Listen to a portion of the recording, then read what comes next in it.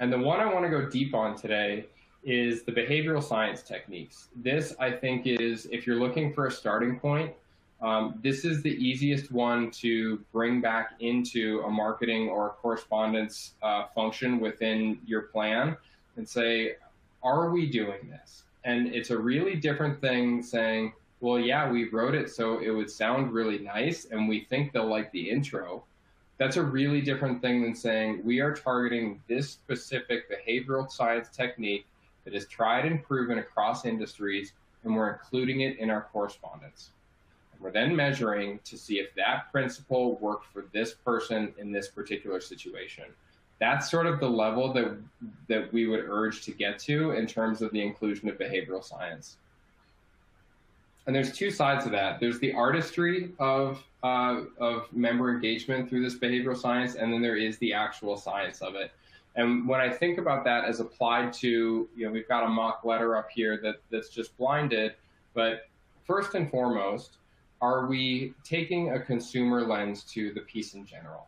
And when we think about a really flat, black and white kind of a letter, and then we think about just offering an alternative to see how our membership responds to it, it's less about having a vested interest in which one performs better. It's more about understanding the data points of, oh, if I include color, I actually get a better response out of my millennials. But if I include a bunch of color and QR codes, I may get less of a response from a different audience. Well, these are now analytics that you can take towards what I know is top of mind for a lot of people, the open enrollment period. And now we're not just sending out a shotgun version of a letter, but we're actually going down and saying, for this particular age and gender cohort, or this line of business, or this jumbo group, we found these tactics to be the most resonant to drive this action. And so we're going to make sure that anyone that falls within that cohort gets the right marriage of language and color and copy and behavioral science principles, and that's the kit that they're going to get.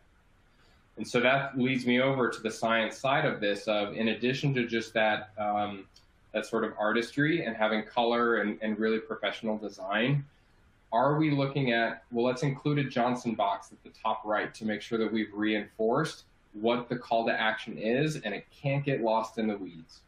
Are we using things like Zeigarnik effects where we've got two check boxes and that last one is going to give us a sense of completeness, and that's where we're going to reiterate the action that we want the member to take? Are we looking at stickers appended to the front of our ID cards, which we are so groomed to respond to from the financial services industry? Whatever is on that, it feels like the on button, almost as though until I do this thing, I'm not getting the most out of what I'm holding in my hand. And so is that another opportunity that we're driving people to download that mobile app, to get that portal registration, to sign up for the mail order program from day one? These are the places where the science can tell us that we can nudge that population a little bit farther.